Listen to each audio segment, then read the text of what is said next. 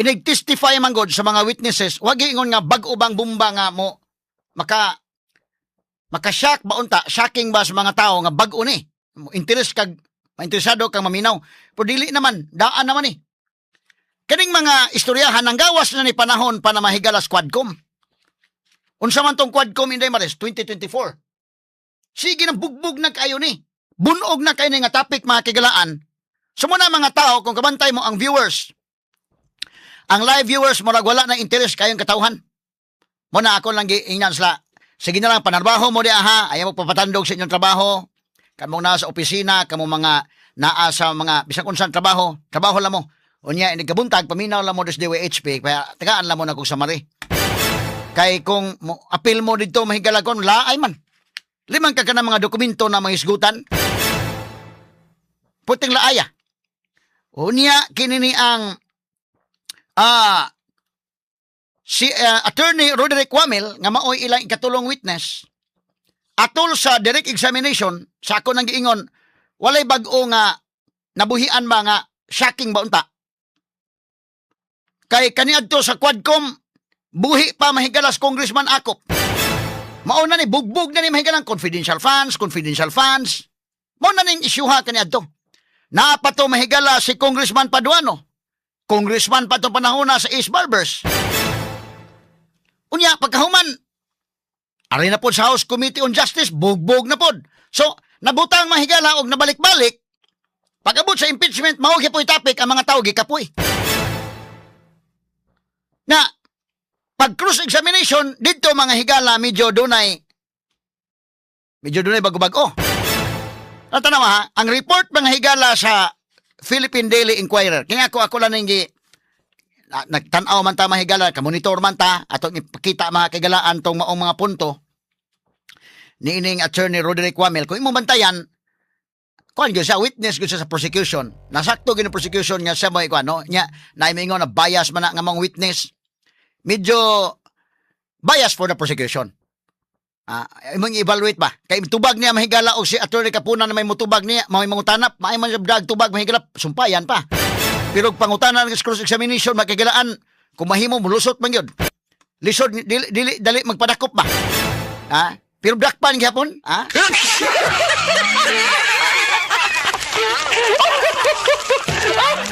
Nakining ato mga kigalaan, dili na ingon nga ako lang gyud mga higala, analysis ning ato.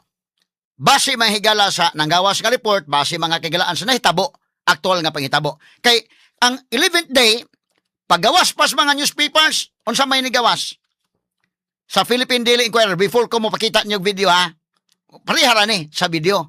Pero nigawas mga higala, mutanaw, kalibin pa mga tao nga, mabasa sa newspaper, muminaw sa radio, kingon, pabor ka ay ni dayo sa kwanday, prosecution. Ingo man ang Philippine Daily Inquirer, akong kopya ha.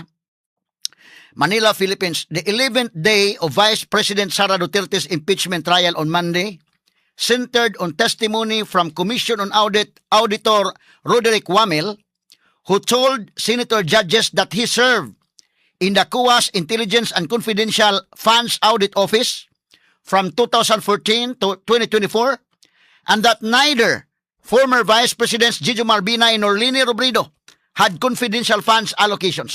Straight to the point. So, kini mahigalang pagkasultiha sa report, magtanaw kami ngong kabiha din ni Sara na magyud na imo ikuan na ay confidential funds. Sa binisaya pa ni, sa ika-11 kaadlaw sa nagpadayon ng impeachment trial ni Vice Presidente Sara Duterte natong Lunes, nagsintro kini sa testimonya sa Commission on Auditor nga si Roderick Wamel nga miingon ngadto sa mga senator judges nga nagsilbi sa COA Intelligence and Confidential Funds Audit Office sukad sa 2014 ngadto na sa 2024 og wala nila ni Vice President Gigi Marbinay og ni Lini Robredo ang dunay confidential fund allocation. So wa di ito. Si Binay og si Robredo wa. Wamel said he conducted confidential fund audits only for Duterte's Office of the Vice President and her Department of Education precisely because previous occupants of those offices had no such appropriations. Straight to the point. Sabi ni saya pa si Wamel miingon nga nahimo siya og confidential fund audits sa opisina ni Duterte sa Office of the Vice President o sa DepEd tungod Kay ang kaniadto nga mga okupante ni anang maong opisina why confidential funds appropriations. Wa sila. Si Duterte rin na. So ang mga makabasa ka ning maong report, makaingon gyud kang grabe Sara. Uy, Sara ra man gid inaan inday manis. Si Binay Salini wa. Unya na bay video ani para maklaro ba kay mingo maning uban mahigala nga kuan. Para klaro nga kining akong istorya dili ni istorya nga ako ra hinimo. Na man ni report sa Inquirer pero atong gi-quote ang Inquirer ani. Ako ipakita niyo video ha. Video gyud kato ni tabo gyud mahigala sa 11th day i-compare nimo sa 12th day na sa cross examination. Tanawa, ang sa 11th day direct examination, may ganito direct examination, ang abogado sa prosecution may nangutana sa iyang kaugalingong witness. Cross examination gani ang sa kontra may nangutana sa witness. Okay, atong i-presentar adong names. Play name. Sir Witness, bakit Vice President Sara Duterte lang ang inaudit mo ng confidential funds? Dahil po, since nung nag-assume po ako ng 2014 sa ICPAW, wala pong naging appropriation for confidential funds si dating Vice President Binay at si dating Vice President Robredo. Tanging si Vice President Sara Duterte lang po yung nagkaroon ng appropriation for the confidential funds. Okay, pause. So, klaro ang tubag.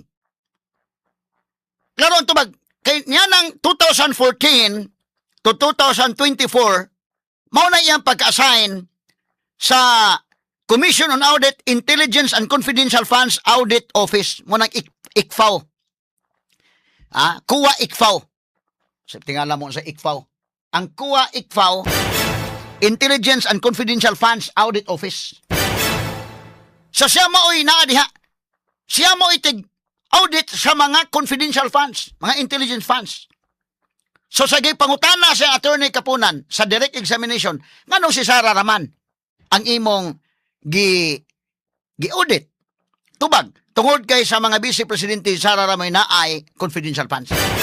Na klaro ha, klaro. Kani iyaman ang pamahayag yun. Iyaman ang pamahayag. Balik-balik na yung names, be? Para maklaro lang yun. Dili ni ako ha, na video. Klaro, okay, sige. Play names. Bakit, Mr. Witness? Bakit Vice President Sara Duterte lang ang inaudit mo ng confidential funds? Dahil po, since nung nag-assume po ako ng 2014 sa ICPAW, wala pong naging appropriation for confidential funds si dating Vice President Binay at si dating Vice President Robredo. Tanging si Vice President Sara Duterte lang po yung nagkaroon ng appropriation for the confidential funds. Okay, pause. Mao ni ang pamahayag ha, kay 2014 to 2024 man siya. So niyan 2014 kinsa may presidente ana si Pinoy. Kinsa may vice president Gigi Binay. Niyan 2016 kinsa president Duterte, kinsa vice Leni. So ni anang mga panahon na kini si Attorney Roderick Wamel na ana siya na ina-assign diha sa Intelligence and Confidential Funds Audit Office sa ICFAW. So siya mo itig audit. Pangutan ng attorney Kapunan nga man nga Sara naman tungod kay wa si Binay wa sila asas Lini. Kapaburo sa kang katong mga laban mahigala sa katong suko sa tanawa. Lustay lagi yun. Sus, pag cross examination mahigala gahapon kinaaman dai. Ato pabinaw ng cross examination na mayong ato ako lang i-play para dili kayo mo kuan ba kay namagon mga higalay mga kuan bitaw nga. Kini para magsabot mo nga kini asa ko gikan sa akong komentaryo. Punto por punto lang ni ato pag cross examination sa nitabo pa atong paminaw names, play names. To put that on record because marami na rin pong lumalabas sa social media. Na si Vice Rewind President names. Sara Duterte Sugod lang ang yun names. Vice President na nagkaroon ng confidential. Say pause. I-rewind be kanang sugod yun. Sugod ka na nga cut nga video. To put that on record because marami na rin pong lumalabas sa social media na si Vice President Sara Duterte lang ang Vice President na nagkaroon ng confidential funds. I'm showing you a document, and this document is from the Department of Budget and Management, entitled Special Allotment Release Order, dated. Medyo malabo lang po yung document, no? December 22, 2014. Makita niyo po yan? At ang purpose po is to cover confidential activities for fiscal year 2014. You see that? Yes, sir. And Nung December 22, 2014, nasa ICFAO na po kayo. Tama po ba? Anong period po yan, sir? We have a clear here po. Date of issue, December 22, 2014. Yes po, nasa ikaw na po. Tama po ba? Mm. At hindi po si Vice President Sara Duterte ang Vice President ng mga panahon na yun. Tama po ba? Yes po. Pero na-liquidate po ba yan? That's the question. That's the question to ICFAO actually because yun po yung ang pinapakita ko lang sa inyo Okay, is pause, nagkaroon pause. po ng Pos. So, kining puntuha, nangutan na mahigala sa attorney Puwa nga, naana man ka sa ICPAO 2014, nga ingon man siya nga, wa kunoy, si Sara Duterte ra mo iyang gi-audit, kay wa may mga confidential funds sa una. Si Binay wa, si Lini wa, pagpakita sa dokumento na aman. Niya man o, namas dokumento. Hinbawas mo siya pagutanan, na-liquidate na. Dili si Puwa may angay pagutanon. Ikaw may angay pagutanon.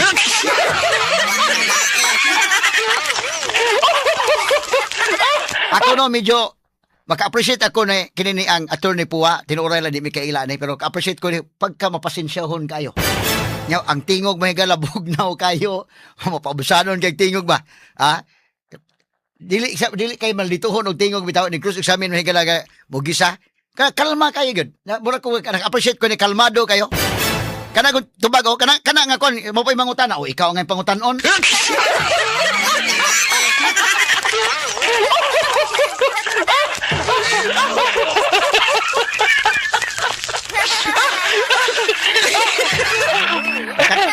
Kani Puwa may kana the way mo conduct sa cross examination lahi gani ang style. Kaya katawa lang sa gaba, kalma kayo na inigahuman ang witness mo likoy, di lang ganyan ako nung yun. Di ka piton ba nga kanang kon ba? Kalma kayo, madakpan niya pero kalma kayo.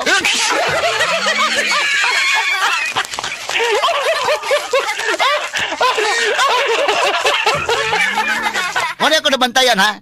Posible part din sa strategy ni Sara Duterte ni mga abogado, mga kon lang. Kayo lang mga bata pa ng abogado pero bida medyo na alanganin ang mga tiguang speakers.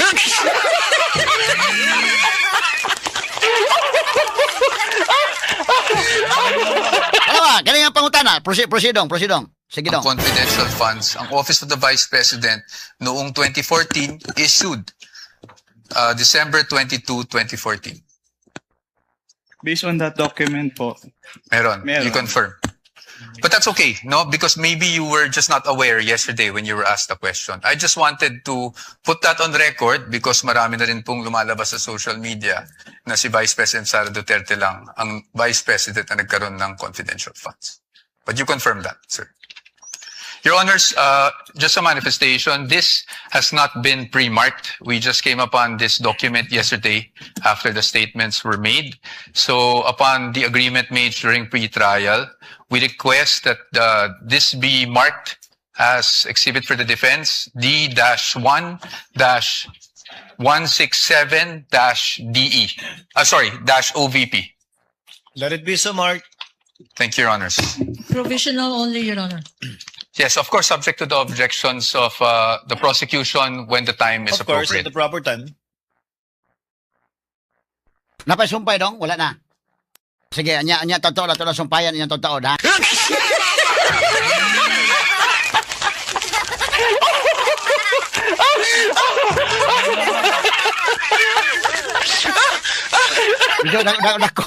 Dako pagkalagutok ni lagubo ning kalakiha nga maayo pang higala pa ingon niya wa gyud ang dunay ang iya gyud gi-audit si Sara ra kay siya ra may dunay confidential funds kato si Jumar Binay wa Lini wa kini na pa ni sumpay astang sumpay na apa mo na kung giingon og kani pagbutoan ning maong isyu nga gi-emphasize nila nga si Sara ra gyud wa pos Binay mo tiguang na pos Binay no. Pero asa man to dapig si Binay? Basig iyan tatog yung hungan ng prosecution ay lang palabiin ninyo na kay tinuod na ako sa una.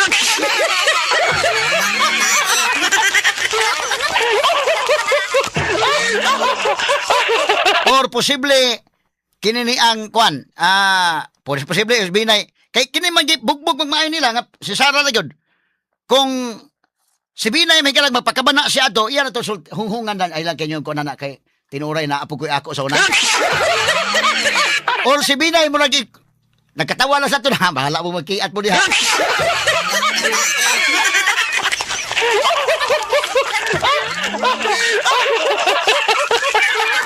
Nangayo si Puwa mahigalag pasaylo nga naukay lang po ng kang Binay, ha?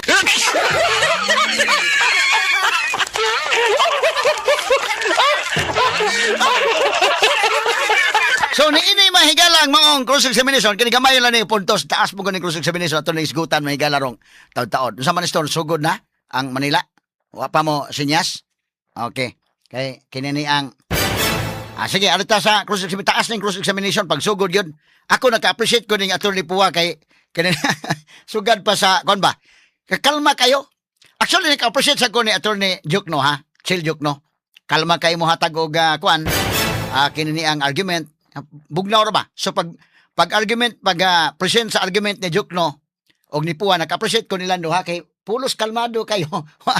Kay madili ba fire gyud kay ba? Kinabutag pa to mahigalag si pareha ni butang tas Tupasio.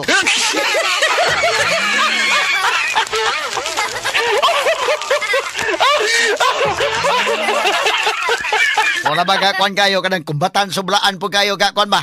Murag busaka ang dugo.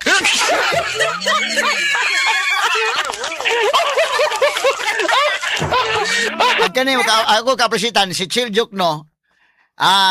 Di na sa Lasal College of Law kanang to. Kapresit sa kun Jukno. May man Jukno sad. Kuan kana na ang may mo argue sa Jukno, ha niya in fairness niya. Og kana na ang kalma ba? Kalma very kuan gyud. Ang unod na in fairness, ha namo kuan gyud niya. Mas indot po din paminaon kana na kay unod ka mao pag ka mo das imtingog haylo ana. Pero Jukno dili. Medyo laay pod ba tawo paminaon kung kanang kuan? Ug imo ning padikturon labi na ang oras mo lecture kanang alauna kutob sa alas 3 hapon.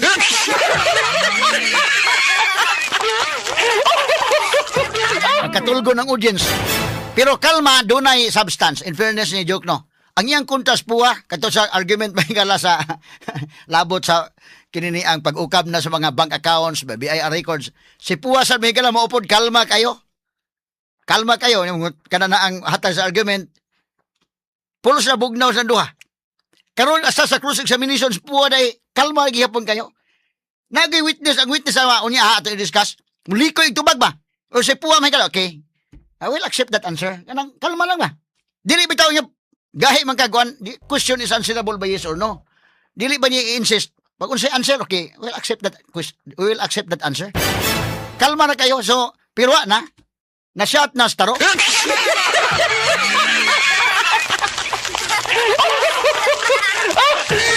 Kini si Kapunan, in fairness Kapunan, kalma po si Kapunan. Pero, kuhan sa gyud, kanini ang tingalis pangidaron sa gyud, no? Abot gyud ang panahon sa ginana. Kitang tanan sa gyud moabot sa taana, no? So kay mo na kapoy na siguro sa Kapunan sad kay mo na sa hangyo kita sa na aron makalingkod pud siya.